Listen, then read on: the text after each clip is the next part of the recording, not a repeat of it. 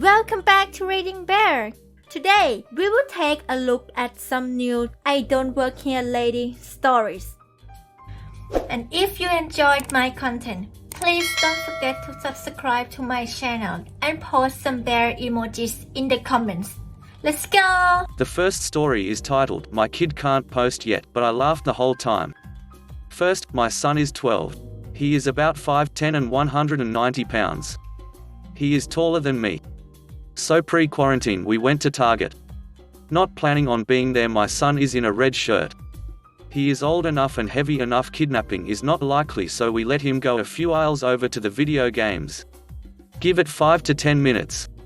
A woman we will call Karen, because why not? Karen, you are not very helpful, son. I'm sorry, Karen. Well, help me, son. I don't know how. About here I turn the corner and can see. Yes, he has a baby face, but could pass for 15 to 16-year-old. Karen, where is the manager? Son, I don't know, Karen. How long have you worked here? Son, I don't. Now I'm trying not to be seen and laughing. Call me a bad parent, but he is smiling and in no danger. Little Karen has the speak to the manager haircut and giant oversized purse. Karen, why didn't you say so? Son, you just started talking to me. I didn't want to be rude, but I gets cut off. Employee, can I help you? Son, please. She gets cut off again. Karen starts complaining. Son sees me laughing. He starts laughing, realizing what happened. Employee sees me and him laughing and immediately figured it out. Karen looks more angry. I have to imagine this is normal for Target. Poor Target employee. Son explained it to the wife when we stopped giggling. The next story is titled, Had to Tell an Ex-Employer I Don't Work for You 3 years after quitting. So I worked for a home care agency and was assigned to an independent living facility. Mostly just med reminders and housekeeping. The company I worked for was shady AF. So much happened, I'm surprised I stayed as long as I did, but I'll stick to what relevant here. This may be long. So Cliff Notes, they cut my hours on days, evening to the point I lost my benefits. I took the full-time nights posting. It was just me and one other girl switching off 12 hours nights 4 days 1 week 3 the next. 11 p.m. to 11 a.m. It was great and I loved it. Work was easy and I still got to see my residents. I usually got there at 10:30 p.m. to get report from the evening worker so she could leave by 11. My duties all night were get report, sign out keys, organize the day's paperwork, set the dining room for the next day, do like 4 people's laundry, had access to 5 washers and 5 dryers, and do room checks on like 10 people every 2 hours, pop my head in, make sure they weren't on the floor, and answer any emergency pages. Everything but checks and pages were done by 3 a.m. sometimes 2 a.m. Well, they hired a guy and decided to give him 2 of my shifts and 2 of the other girls' shifts. I was in charge of training him and had to sign off before he worked independently. I wasn't impressed but said fine. First shift he shows up at 4 a.m. Shift starts at 11, works now done, go home. Next shift 7 a.m. he comes in, same thing, next 2 were no shows. Then finally showed up. He was awful. I started looking for another job and found one quickly. I tried for 4 days to hand in my 2-week resignation.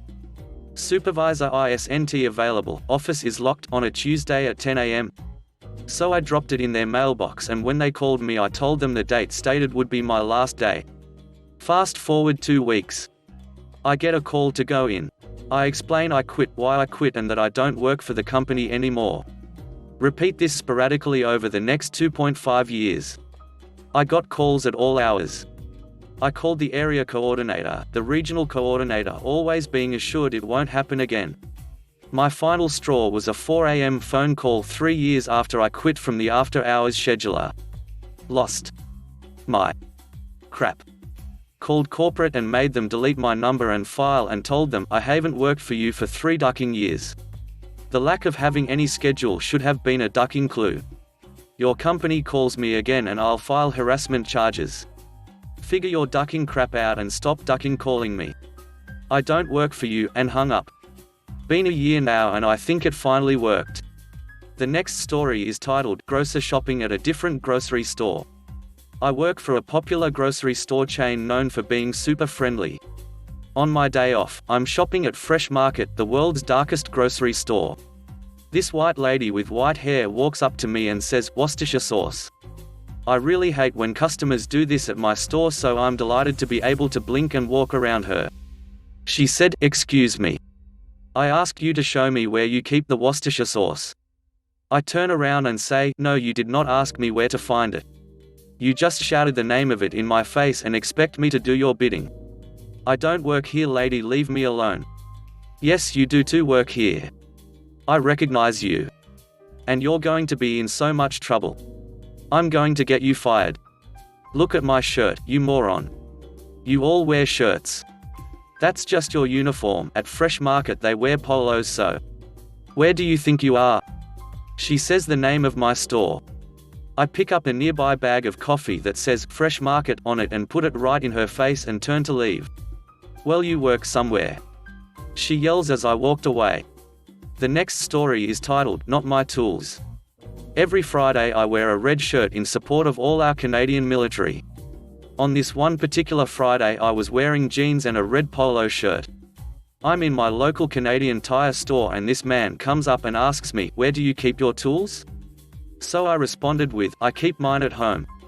But walk this way and I'll show you where Canadian Tire keeps their tools." I took him to the tools section, told him to have an awesome day, then continued with my personal shopping. The next story is titled, "I Only Play the Guitars." A while back, I was in a guitar shop that I frequented to the point where all the staff knew my name, and they'd just let me try stuff and leave me to it. I was having a go on one of their guitars, and really enjoying it, when I noticed a man stood right in front of me, arms crossed, staring me down. I turned the volume down, and stared back. His wife and Sonwary stood behind him. After a few seconds, he spoke. "I have been stood here for 5 minutes." I say nothing, just widen my eyes to indicate for him to continue. He raises his voice. "Waiting patiently for you to notice that I'm standing here." I still say nothing, letting him carry on. He raises his voice again. "And you, just messing around." With his next word, he hasn't entered the vocal territory of shouting, but he was close to shouting volume. "My son wants a go on that guitar." I shrug at him. Then he can ask a member of staff like I did." His eyes widen at the realization, and the color drains a little from his face. I hold the guitar out and gesture at it to his son. "You can have a go if you like, just ask someone who works here, and I'll hand it over." The man waves his hand dismissively, mumbling something about it not mattering. A member of staff came over, probably having heard the exchange, to ask if he could help. I waved my hand towards the son. His son would like a go on this guitar." Staff member, "Oh, okay, are you done with it?" "Yeah, I've had my fun, he can have a go." The man had partially turned away, pretending to look at the guitars hanging on the wall, and nonchalantly turned around muttering that it was okay, they were just browsing. The staff member nodded, and left. You thought I worked here. You know, it's not okay to speak to someone like that, even if they do work here. I'm usually polite and non-confrontational, but I cannot stand people degrading retail or service staff." He mumbled something that sounded profane under his breath, and indicated at his wife and son to leave, and walked out. It wasn't some big screaming match, but it was so satisfying to see him crumble. The next story is titled, "Every Time I Visit the Las Vegas Boulevard." Ross dress for less. So I tend to go to Vegas about once a year, and every time I do I always forget some sort of important clothing item. Whether that be flip-flops, bathing suit, a hat, sunglasses, or just cooler cloths, so I usually end up hitting up the Ross, which is located near Hard Rock Casino. Sure, I could go to a more trendy store, but where I actually live is pretty cold, so why would I spend hundreds of dollars on a trendy swimsuit if I'm only gonna wear it once a year? The cloths I get at Ross are meant to be expendable, oftentimes I don't bring them back home with me. Anyhow, every damn time I go into the Ross I get asked to help somebody find shoes or something. I have no idea why, and it doesn't matter how I dress. I can be in a hoodie, I can be in a wife beater, heck I could be in full-blown suit. In fact, my most recent visit had been actually in a trendy blazer and blue jeans. I was trying to get into one of the nightclubs and they told me my sneakers were against dress code. That if I were to wear sneakers they must be all black, so I headed to Ross and purchased a comfortable pair of black Skechers for $30. All the Ross employees in this particular store wore blue-collar shirts, black pants, and name tags. I was wearing a jet black blazer, dark blue jeans, and a white t-shirt with a Naruto graphic on it. It sounds nerdy, but it worked. To enter the store you must go up an escalator. Immediately upon me reaching the top I'm approached by a lady who wants to know where the dressing rooms are. I'm taken back at how quickly this is all coming together. Anyhow, I tell her the dressing rooms are down the escalator. They aren't, that is actually the exit. But she heads down anyhow, and sets off the anti-theft device. Security quickly follows her down, thinking she's trying to steal a bunch of items. Meanwhile I head up the next escalator to the next floor where they have my shoes. As I'm checking sizes another lady approaches me and asks me if I have any of a particular sized shoe in the back. I let her know that those shoes are actually on clearance and she can find them by heading down both escalators, the exit again, and entering the Ross clearance depot section next door.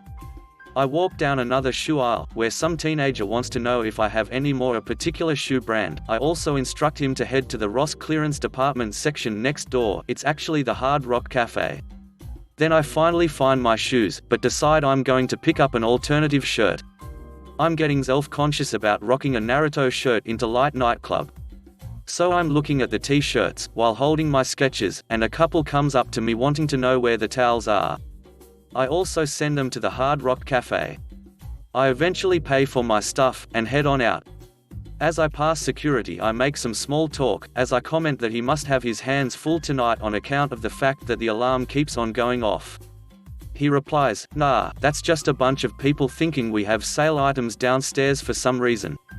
The next story is titled, "Sometimes I Feel Bad for Telling Them I Don't Work Here." I was in the local grocery store, getting a couple of items I needed to cook for dinner the moment I got home, so I was in a hurry. I had just come from work, black slacks and a polo. I'm a manager for a print store, and I was looking for an obscure Asian sauce very intently. From my right I hear in an old woman's voice, "Excuse me, could you help me?" I was in such a rush that I didn't even turn to her. I just said, "I don't work here." She sighed, sadly, not angrily, and the difference clicked in my head. I found the sauce. Grabbed it and turned to the old lady. She, under 5 feet tall, is looking with determination at an item in the top shelf. She was just about to climb her 80-year-old self up there when I, 6 feet 6 inches, said, "I'm very sorry for ignoring you. Can I get something for you?" She smiled. I apologized again. I asked her before I left if she wanted me to walk her through the rest of the store in case she needed help. She refused, but she was grateful. The next story is titled, "Turns Out I Am More Than a Fast Food Employee." This happened last year. Now I am not quite sure if this story belongs here or not, but feel free to point me to where it does, cause is a mix of I don't work here and oi, and now this is sort 2-part and I apologies in advance for all the spelling and grammar mistakes. Backstory: I am an Asian aerospace engineering student. I am part of the college student government. We come up with things from charity bake sales to find ways to improve the college. When I am not at college, however, I work at a local and well-known fast food restaurant. It's the worst, I hate it so much. But it will do for now while I save up for things like driving, gap year, etc. Now the bus I catch to go home after college normally stops at the fast food where I work at, and it's not uncommon for me to go there buy some food. Now on to the actual story. One day I seemed to have walked in on a particularly busy time at the restaurant. Now I wasn't in a rush, so placed my order and sat and waited for my food. Now while I was waiting I scrolled through my phone, but I felt like someone stare at me, and there she was, Karen. She had probably seen me work behind the counter before IDK, but she seems to have known me. "Kay, shouldn't you be helping them?" Indicating to the staff who are having a hard time packing and sorting out everyone's orders. Me, a little speechless as she caught me by surprise. Well, I am not on shift today, I am just waiting for my food." "Kay, no, you need to go and do your job." Me, I am not on shift today, I just finished college. Karen, finally having clocked what I said. "Oh, why do even bother with college? You're just going to end up working here forever," and insert racial slur here, "you know, the one about people like me, stealing people like Karen jobs and apparently not even doing it properly." One of the co-workers there heard the entire conversation and looked at me, and I asked her if I can just get my food without the product I was waiting for, and I walked out after not wanting to start a fight and quite a speechless curse. This had never been in a situation like that before. That was the end of it, so I thought. Fast forward a few weeks, I was doing interviews for my college for a receptionist. Way it works is the interviewees would go through the main interview panel first, the one consisting of teachers and assistant head teachers, and then face a student panel consisting of members of the student government, i.e. me. You can imagine where this is going now, can't you? Smiley face. There she was, Karen. I couldn't believe my luck. She went ghost white and didn't have the best interview with us, and I think she'd have really regretted her actions from a few weeks back. We all got together and discussed who to appoint, and it wasn't as if Karen had a particularly good resume, and I told everyone what happened with me and her, to which why she seems extra nervous in our interview seemed more obvious. All of us decided that she would not be the best person to represent the college's views and standards. We ended up appointing a much nicer person who also had a great experience and a great resume. We then had T send all the interviewees an email to say if they got the job or not, and personally had the joy of writing Karen's explaining how she didn't get the job and signed off as "Sincerely Op, the person who keeps stealing and stopping you from getting you a job." Smiley face. I modestly deleted the email as I was really meant to sign off like did, but no one noticed as the rest my email was very professional. The next story is titled "Every Day We Wear Black." As a lifetime service industry employee, it's pretty typical to wear black as a uniform: black blouse, black slacks or jeans, black dresses, and black shoes. As a makeup artist for Paul Mitchell, we must also wear black as a uniform for, well, uniformity, but also as to not cast colors onto anything or anyone being worked on, especially on a set.